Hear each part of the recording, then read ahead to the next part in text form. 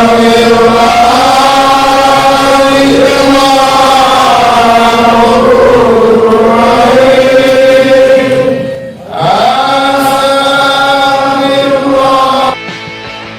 syukur kepada Tuhan atas kehendaknya, geraknya dan keridhaan Tuhanlah sehingga dapat kita melaksanakan zikir akbar wilayah, yang mana kesempatan kali ini dilaksanakan di Desa Taman Agung. Jelas bagaimana tadi telah disampaikan oleh guru kita bahwa tujuan daripada pelaksanaan zikir akbar wilayah ini yang pertama memang kita dalam rangka melaksanakan instruksi dari Buya kita, yaitu Buya Rashid Shahpandi. Dan yang kedua yang jelas kita dalam rangka mendoakan untuk kebaikan bangsa, dalam rangka menyambut peradaban Indonesia Emas. Dan mudah-mudahan ke depan tali silaturahmi yang baik akan terjadi lebih baik lagi khususnya untuk Thariqah Naqsabandiyah berperan aktif untuk mendukung cita-cita pendiri bangsa Indonesia.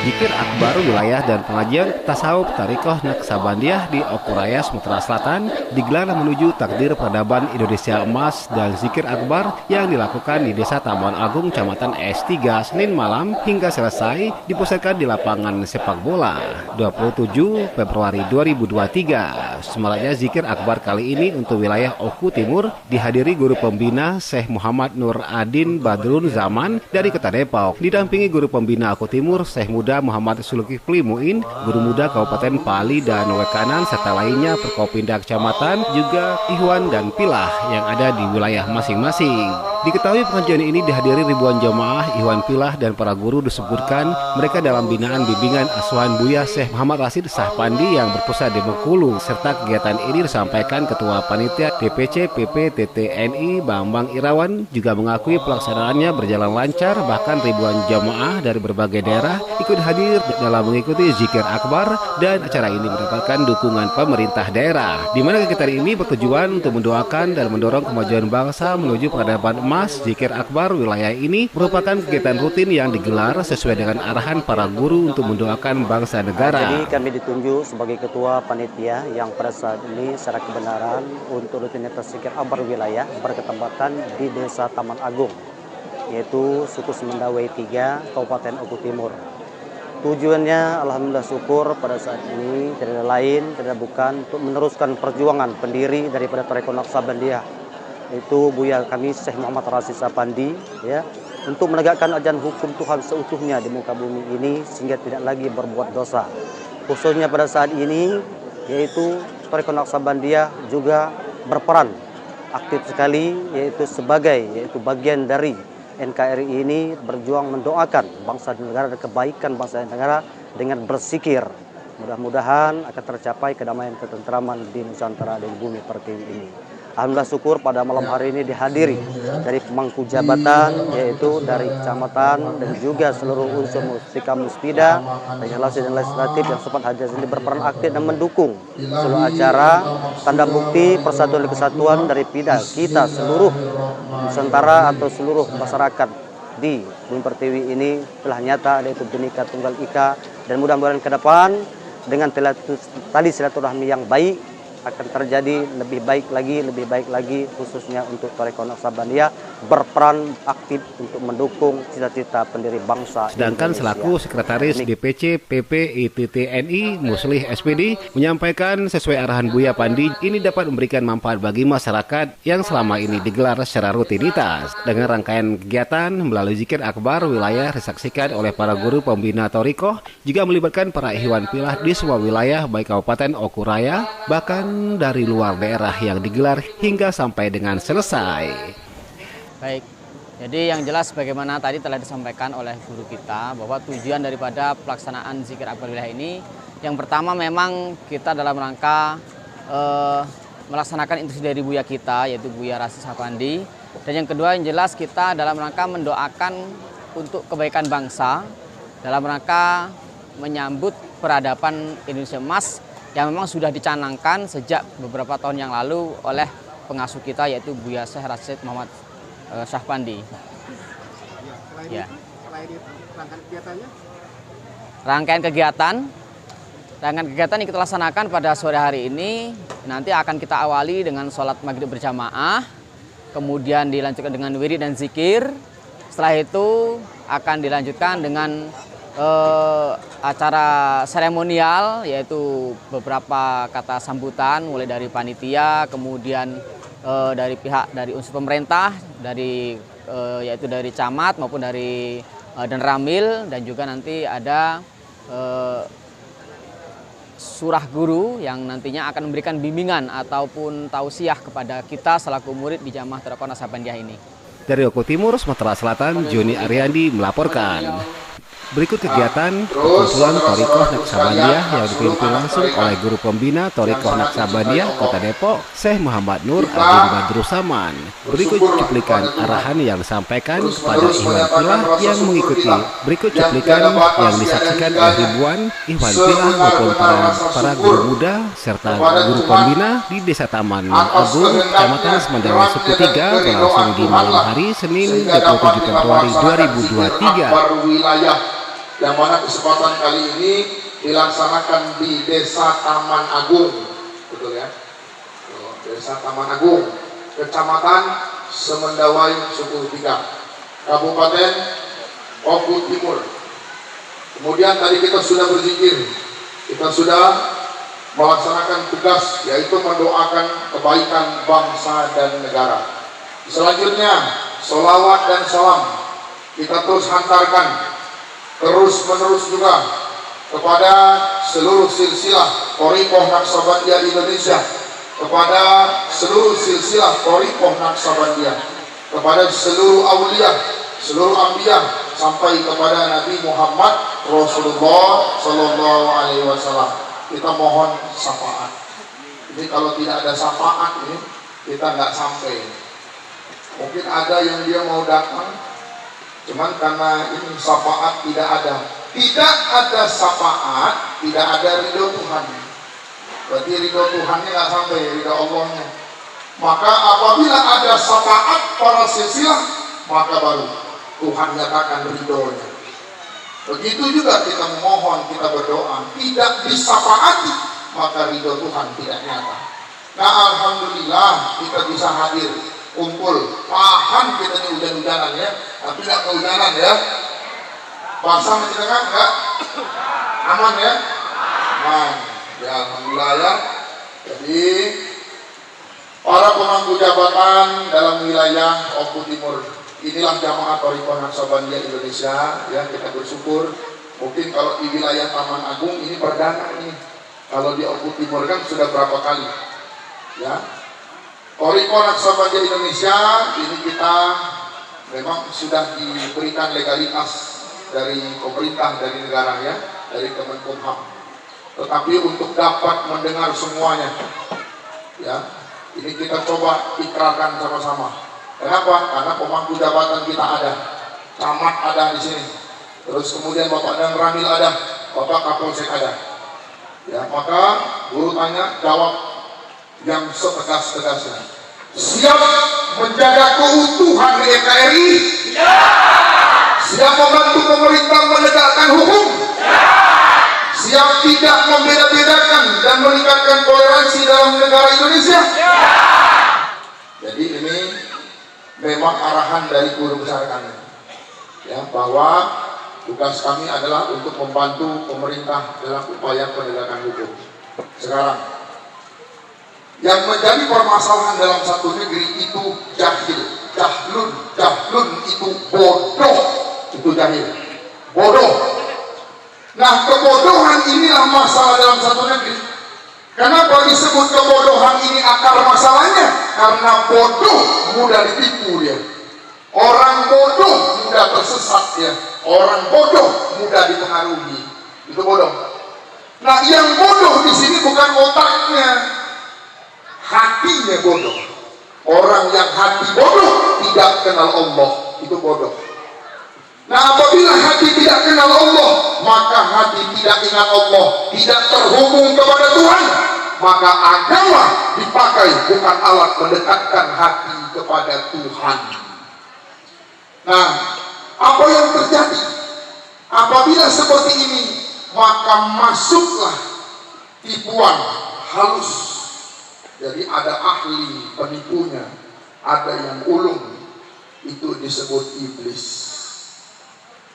Iblis pada waktu itu tidak mau bersujud dia kepada Adam, lalu diusir dia dari surga. Kemudian dia bermohon, dia meminta kepada Tuhan kesempatannya untuk menggoda anak cucu Adam sampai hari kiamat, agar mereka semua menjadi sekutuku di dalam neraka. Maka sejak saat itu ada sesuatu yang membahayakan bagi anak cucu Adam, iblis. Maka hati-hati, waspada. Bahayanya iblis, satu-satunya makhluk yang dinyatakan musuh. Ya, iblis ada pasukannya itu, setan. Wa idza khutuwati syaiton innahu lakum aduwwum mubin, itu musuh yang nyata. Nah, bahayanya iblis bisa dibikin suami istri bermusuhan. Iblis bisa bikin orang tua sama anak musuhan, sesama saudara bermusuhan. Bahkan orang sama-sama Islam bisa saling bermusuhan. Orang beda agama bisa dibikin bermusuhan. Bagaimana cara iblis mempengaruhi sampai terjadilah pertikaian, permusuhan manusia antar manusia? Allazi yuwaswisu fi sudurin nas, dibisikkan kejahatan ke dalam hati, sudur, dalam dada manusia. Begitu masuk bisikan iblis tadi, apa yang timbul, apa yang muncul? Rasa benci. Kalau sudah istri benci pada suami, suami juga benci pada istri, musuhan itu. Bukan diam-diaman aja dia, musuhan bisa itu. Orang tua dengan anak saling benci, bisa terjadi permusuhan. Jadi permusuhan terjadi karena ada kebencian di dalam lubuk hatinya. Nah, ini belum muncul yang lain-lain ini. Iri belum, dengki, dendam, amarah, tersinggung belum ini. Ini baru rasa benci. Nah, maka akhirnya terus menerus tidak lepas dia dari pengaruh dari tipuan iblis. Mau dilawan dengan ayat-ayat Allah, tidak bisa. Iblis tidak bisa ditaklukkan dengan sholat, tidak bisa ditaklukkan dengan puasa. Iblis tidak bisa dikalahkan dengan haji, umroh, hafal Quran, tidak bisa. Kenapa? Karena takluknya iblis hanya kepada Tuhan, tidak ada yang lain. Iblis kalahnya hanya pada Allah, maka itu diperintah, a'udzubillah minasyaitonirrajim, aku berlindung kepada Allah. Maka tugas pertama, berlindung kepada Allah. Siapa yang berlindung padaku, aku lindungi dia, aku jaga, aku amankan dirinya. Kalau berlindung, maka ini pentingnya. Apabila sholat tidak berlindung pada Allah, masuk, bisa dikuasainya. Ibadah tidak berlindung pada Allah, masuk. Maka disinilah tugas Thariqah Naqsabandiyah Indonesia. Apa yang harus diselamatkan? Kita mau menyelamatkan negara kita, bukan main rasa cinta kita pada negeri kita ini, bukan main rasa bangga, rasa cintanya Buddha kita kepada negara kita ini. Ya, bukan main rasa sayangnya kepada seluruh makhluk yang ada di bumi pertiwi ini. Maka tahan dulu ya, banyak menanggung ini, menanggung itunya. Kenapa? Agar tegak hukum. Ya Tuhan, tidak ada yang aku minta kepada Engkau kecuali tegak hukum Engkau seutuhnya di bumi pertiwi ini, agar terwujud kedamaian bagi seluruh manusia, seluruh hewan, seluruh makhluk di bumi pertiwi ini. Jadi kita harus jelas kenapa kita laksanakan zikir akbar, zikir akbar, zikir akbar ini tadi. Karena bahayanya sasaran tadi apa? Iblis. Makanya itu dibuat agama. Agama ini agar orang selamat. Maka itulah tugas agama. Fungsinya satu, untuk mendekatkan hati umat beragama kepada Tuhannya, apapun agamanya. Apabila hati umat beragama dekat pada Tuhan, lekat pada Tuhan, rindu, jinak dia kepada Tuhan, tidak akan mungkin timbul kehendak dalam hati melakukan perbuatan dosa. Nah, maka ini guna kekal berstatus kita kepada Allah, kepada Tuhan. Nah, maka selanjutnya di dalam Thariqah Naqsabandiyah Indonesia, inilah bapak-bapak para pemangku jabatan dalam wilayah Oku Timur. Perjuangan kami adalah dari rumah ke rumah, dari keluarga ke keluarga. Wa angkusakum wa alikum, mengajak keluarga untuk apa? Bertobat. Itu yang disebut dengan baiat. Baiat bahasa Arab, janji artinya, berjanji. Maka dalam hubungan janji ada dua. Satu, berjanji, hukumnya boleh saja, boleh iya, boleh tidak. Menepati janji, hukumnya wajib. Nah, maka baiat yang dilaksanakan adalah menepati janji kita kepada Allah, janji kepada Tuhan. Ada apa janji? Janji apa kita dengan Tuhan ini tadi? Nah, berjanji, maka disitulah kita dituntut malam baiat, janji untuk ingat Allah. Nah, maka pada proses baiat, pada proses melaksanakan tubuh ilallahi taubatan nasuha, maka oleh guru dalam Thariqah Naqsabandiyah, murid-murid sekalian ini dipasang zikir di dalam hati mereka semua, sehingga hati mereka tidak lepas dari berzikir Allah, Allah, Allah, Allah, Allah. Kenapa dia harus berzikir? Apabila nanti tidak diisi dengan zikir, maka bisa diisi dengan kejahatan dan kebatilan. Sebab dalilnya tidak ada revisi, tidak akan ada perubahan. Inna fil jasadi mudghah, dalam tubuh manusia ada segumpal darah. Wa iza solihah solihah jasadu bulu, kalau yang segumpal darah ini baik isinya, maka seluruh tubuh pasti baik. Wa iza solihah solihah jasadu bulu, kalau segumpal darah ini buruk isinya, maka seluruh tubuh pasti buruk. Ala wahyal qalbi, itulah hati, maka isi terus hati dengan zikir itu. Apabila tidak diisi, maka masuk isi yang kebatilan tadi. Nah, bila masuk isi kebatilan, nah sudah, inilah akhirnya yang membuat batin tersiksa. Begitu ya. Ya, contohnya begini, ini contoh. Orang kerja dari pagi sampai sore, dari pagi atau sampai malam kerjanya, sampai sore. Kerja dari pagi sampai sore. Yang dicari apa? Cari uang. Uang itu apa? Rezeki. Nah, maka ini gunanya berzikir. Nah, ini melakukan dosa, bisa korupsi. Ini sebabnya. Kenapa? Karena merasa kurang, tidak pernah mendapatkan rasa cukup. Nah, inilah salah satu penyakit ya. Kalau malam baiat itu sudah dijelaskan tepatnya tuh, latifatul ruh tuh. Ya, maka akhirnya tamak, rakus, bakhil, serakah itu muncul. Nah, maka inilah akhirnya. Begitu sudah kita bertobat, maka tugas kita adalah mensucikan diri. Apa yang harus disucikan? Apa yang Tuhan lihat pada diri kita? Kalau Tuhan lihat otak kita, bersihkan otak kita.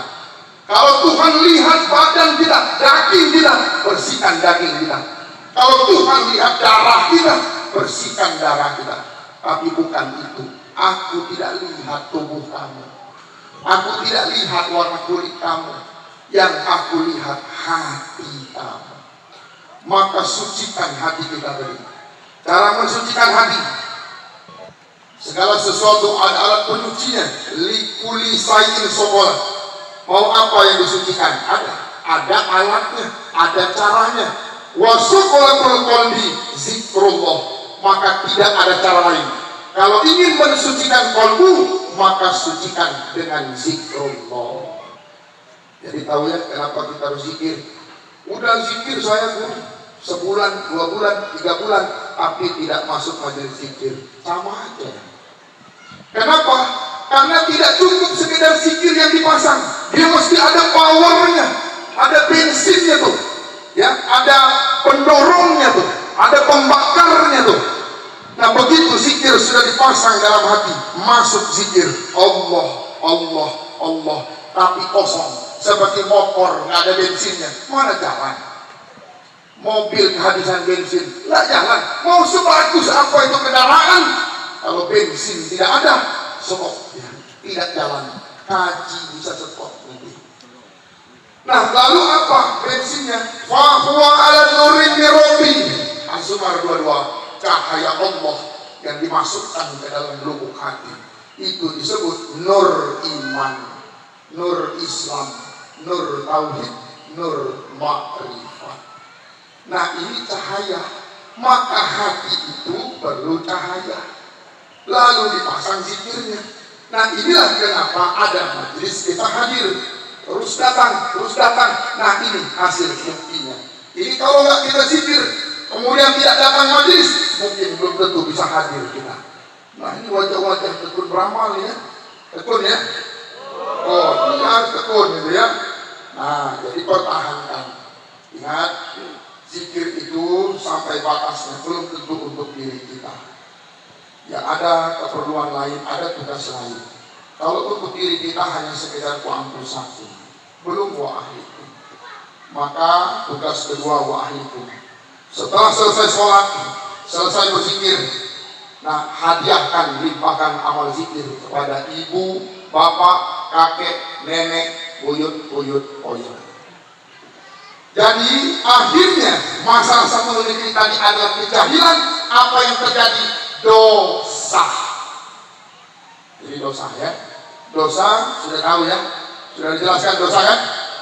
Berarti ya tidak perlu lagi dijelaskan kalau dosa ya. Dosa itu apa? Kalau perbuatannya sudah paham. Orang yang melakukan dosa pun tahu kalau itu dosa. Pak, itu kan dosa itu Pak. Sudah tahu sebenarnya itu dosa. Apakah orang yang melakukan dosa mau dia berhenti dari perbuatan dosa? Sangat mau. Hanya belum ketemu cara untuk berhentinya. Kalah lagi ya. Nah maka akhirnya apa bahayanya dosa? Ini yang membuat hidup dia tidak tenang, gelisah, kacau, rusak akhirnya tadi. Karena sebabnya adalah hubungan dia kepada Tuhannya tidak baik. Hubungan dia kepada Allah tidak harmonis. Hubungan dia tidak akrab, tidak intim dia kepada Tuhannya. Nah, bagaimana orang tidak intim? Suami istri tidak harmonis, apa yang terjadi? Rumah tangga tidak harmonis. Hubungan anak dengan orang tua tidak harmonis. Yang terjadi apa? Jauh. Maka akhirnya karena dosa inilah tanpa sadar manusia menjauh dari Tuhannya. Nah tidak akrab, maka rusak hubungannya. Kemudian akhirnya alhamdulillah bertobatlah kita, dibimbing dituntun guru-guru kita melaksanakan tubuhillahi taubatan nasuha. Setelah itu zikir kita dituntun dibimbing berkalimah. Ada perjalanan kalimah zikirnya tuh untuk mensucikan dari hawa, nafsu, dunia, iblis, setan, mazmumah, dan dosa. Nah, lalu kita sering-sering limpah amal kepada ibu, bapak, kakek, nenek, buyut, oyah. Ibu, bapak, mertua, kakek, nenek, mertua, buyut, oyah, mertua. Kalau calon mertua belum ya? Calon mertua belum? Itu nanti kalau sudah jadi mertua baru limpah amal, doakan. Jangan tidak mendoakan mertua, itu orang tua. Begitu ya. Nah, kenapa dia terus melimpah amal? Ternyata begitu sudah hubungan rusak dengan Tuhan. Lihat orang-orang yang hidupnya bermasalah. Apa sebetulnya penyebab lain selain rusak hubungannya kepada Tuhan? Rusak hubungan pada orang tuanya. Nah ini rusaknya. Maka bertobat kita sering mendoakan. Ini upaya kita memperbaiki hubungan kepada orang tua, ya, kepada kakek nenek kita. Ini cara kita menyelamatkan, bukan sekedar memperbaiki hubungan. Betul-betul ingin keselamatan ibu bapak, kakek nenek, buyut oyah kita. Nah, jadi bapak-bapak sekalian ya, Inilah kami mendoakan. Kenapa? Sebab apabila di negara kesatuan Republik Indonesia, khususnya umat Islam, hati mereka semua berzikir dalam satu desa, sebanyak-banyaknya seluruh umat berzikir dalam hatinya, maka tidak timbul kehendak dalam hati melakukan dosa. Sebab apabila sudah berzikir di dalam hati, melaksanakan perintah Allah, surat Al-A'raf 205 menyebut nama Tuhan dalam hati. Terus, ini tidak ada batasan berapa kali guru, 10 kali kah, 20, 100 kali, tidak ada, sebut terus dari pagi sampai petang, dari petang sampai pagi. Berarti waktu badan kita tidur, hati jangan berhenti berzikir. Ini susahnya kalau nggak baik. Kenapa waktu tidur pules-pules, hati udah pules duluan tuh. Mata belum pules, hati udah pules tuh. Nah, mata kita tidur, raga tidur, badan tidur, sejak baiat hati sudah bangun dia. Tidak dia tidur, terus dia berzikir. Bukan hanya saat tidur, bahkan sampai nanti sakaratul maut. Pada waktu sakaratul maut, mata dia sudah buta, telinga dia sudah tuli, mulut tidak bisa berkata-kata lagi. Mana ingat lagi dia dengan dunia waktu sakaratul maut? Pernah belum? Belum ya? Belum. Tapi ini wajah-wajahnya lewat itu ya. Kita lewat itu. Maka untuk bisa mengukur sakaratul maut, dijelaskan Rasulullah, tidak jauh seperti orang tidur. Meskipun tingkatan orang tidur jauh di bawah sakaratul maut. Orang tidur sudah tidak dengar apa-apa lagi. Alarm bunyi lewat aja tuh. Udah disetel-setel. Terus kemudian tidak bisa melihat apa-apa lagi. Orang tidur masih bisa ngomong? Masih bisa. Kalau orang tidur ngomong kenapa tuh? Sebut apa tuh?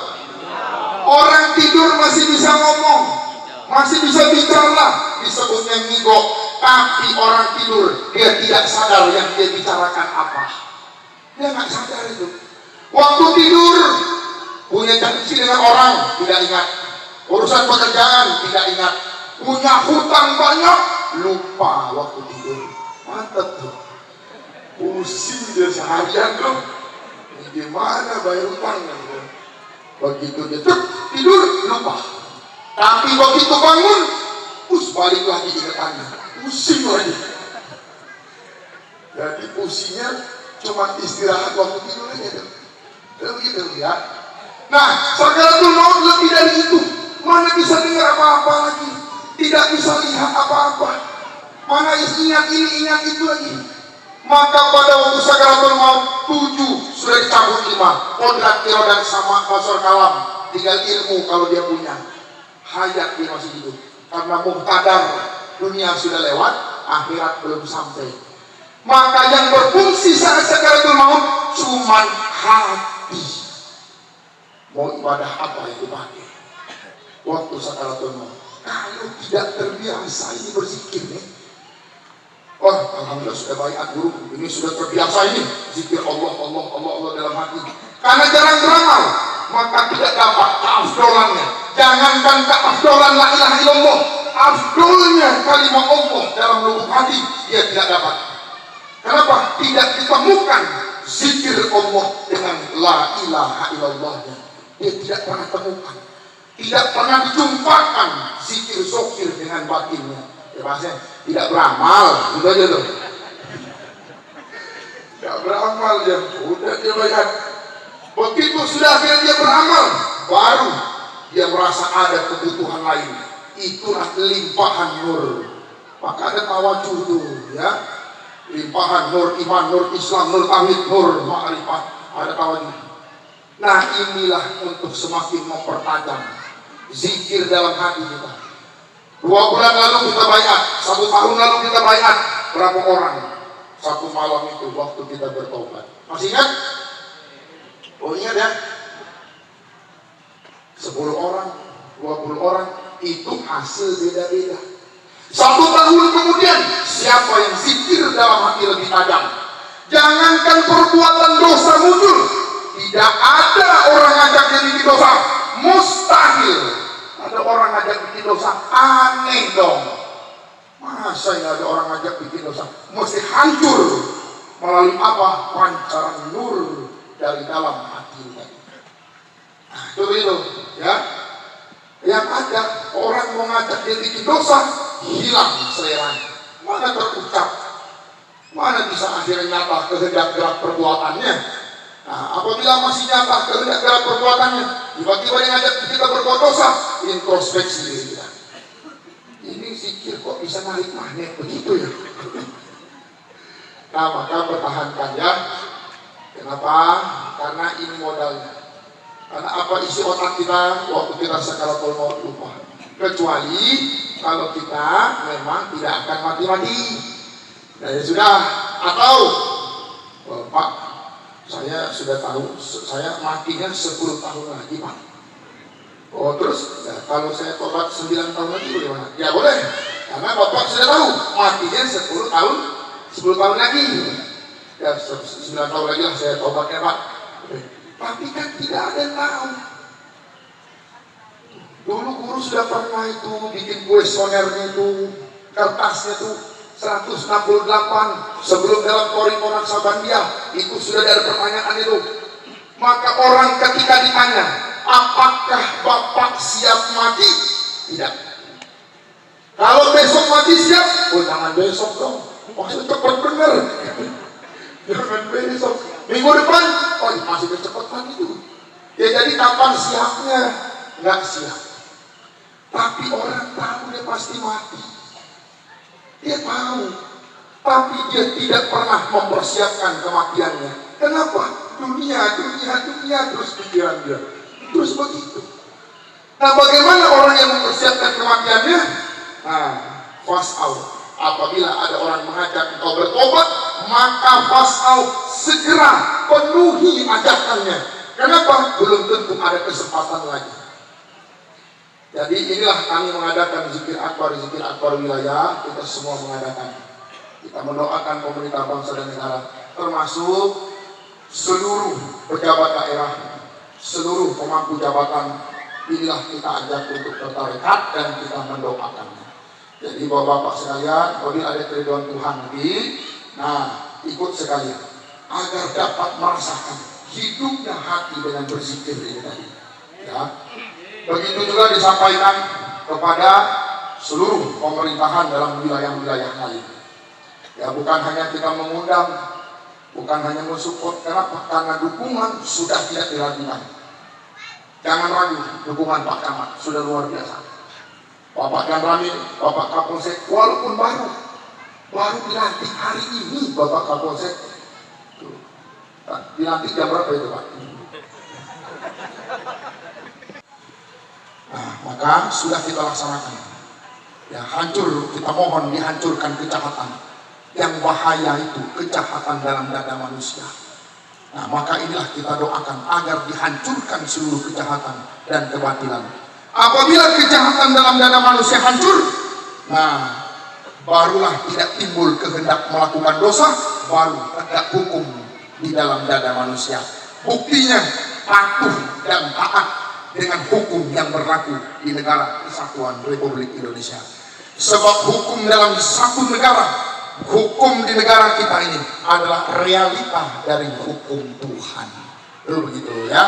Jadi kalau ada yang dia tiba-tiba lolos dari razia, guru, alhamdulillah guru, tadi ada razia saya lolos. Jangan alhamdulillah di situ. Ya, jadi kenapa alhamdulillah? SIM-nya kemana? SIM saya mati guru. Hukum tetap hukum. Ya, kalau kamu tekun beramal kata guru, maka proses tidak ditunda. Bukan satu bencana kok. Tiba-tiba akhirnya dirahsia. Memang ada pelanggaran. Nah kalau akhirnya dia lolos, ini bisa tertunda prosesnya, ini repot. Sebelum mati ini proses harus berjalan. Maka tidak ada orang mengalami kematian sebelum hukum nyata dulu kepada diri itu. Nah jangan juga akhirnya tidak ada SIM, ada razia, langsung berhenti depan polisi. Saya tidak ada SIM. Ya kalau ditanya jujur, maksudnya ya jujur. apa adanya, kekal hati kepada Allah. Ya, maka seluruh saudara-saudaraku, para saya muda, murid-murid sekalian, anak suluk, anak tarekat, kita semua terus kekalkan hati pada Allah. Apabila hati kekal pada Allah, maka Tuhan kekal menyertai. Seluruh ucapan kita, sikap kita, perbuatan kita, pasti Tuhan setujui. Pasti Tuhan setuju. Ucapan kita itu Tuhan setuju. Perbuatan kita Tuhan setuju. Kita cek dalam hati, itu tajam. Begitu dia mau melakukan sesuatu, sadar, oh Tuhan tidak setuju. Nah, maka bisa dihindari. Itu begitu ya. Maka teruslah bertahan di dalam jalan ini. Kita tidak tahu ajal. Jangan nanti sudah bertahun-tahun kita mempertahankan keaktifan kita, 1 minggu akhir istirahat. Tahu gitu? Sudah aktif dia berzikir sana sini terus bertahun-tahun bahkan puluhan tahun, akhirnya saya istirahat dulu sebentar dulu. Ini maksudnya nggak aktif dulu sebentar. 1 minggu dia istirahat, 1 minggu dia nggak aktif, ajal sampai mati lagi nggak aktif. Ini mendingan dia nggak aktif sekian lama, tahu-tahu baru aktif, baru seminggu aktif mati. Bagus bener nih. Ini bagus bener. Ini yang udah aktif sekian lama, stop dulu, istirahat dulu, ajal sampai. Nah sudah, ya maka pertahankanlah, terus doakan dengan merasa Rahman Rahim Tuhan dari dalam lubuk hati kita, ya. Terus berkekalan zikir, jangan lepas. Mau cuaca apapun, situasi apapun, keadaan apapun, jangan tertipu. Kok saya udah zikir, masih begini aja ya. Ini gue udah cerita lagi, orangnya gue udah cerita. Dulu waktu masa tahun 2005 ya, kamu menjadi susah. Sebaliknya, bila tidak beramal, susah kamu, miskin bisa kamu. Murid dengar itu semangat 45 tuh. Tekun tuh, zikir. 4 bulan kemudian apa yang terjadi? Bangkrut usahanya. Dia udah zikir tekun tuh. Akhirnya begitu konteksnya tutup, protes dia. Mana ini guru nih? Katanya kalau zikir nggak akan miskin ini, nggak akan susah. Ini udah zikir terus 4 bulan, bangkrut usaha. Saya pikir kalau zikir terus nambah cabang nih. Bukan begitu. Maka mungkin bukan gurunya yang salah, kita yang salah tafsir maksud guru itu. Dari situ akhirnya paham bahwa ternyata maksud guru bukan diukur dengan dunia, bukan kaya dunia, bukan miskin dunia. Orang miskin itu adalah orang yang hidupnya serba kekurangan, itu miskin. Nah apabila ini diamalkan, sungguh-sungguh diamalkan, mustahil kamu miskin, mustahil kamu susah. Apa yang terjadi pada dunia kamu tetap tidak akan merasa kurang. Ya ini mantap tuh. Ini sudah banyak hartanya, dunianya banyak, tapi masih merasa kurang, miskin masih berarti. Nah, maka itu yang masuk guru. Bukan nanti zikir buka cabang 10 ya. Maksudnya hati itu tidak miskin, hati itu tidak susah. Nah orang yang hatinya susah bisa nipu orang. Orang yang hatinya susah bisa merendahkan orang. Orang yang hati susah menghina orang, nyala-nyalain orang. Nah, buktikan dengan zikir kita terisi, tercukupi kebutuhan batin kita, maka tidak akan timbul menyala-nyalahkan orang, tidak akan timbul perselisihan dengan orang, tidak akan merendahkan orang, nah, tidak akan melakukan kerusakan. Ya, maka yang ada rasa rindu agar muncul kedamaian, kesejahteraan di bumi pertiwi. Demikian, wabillahi taufiq wal hidayah.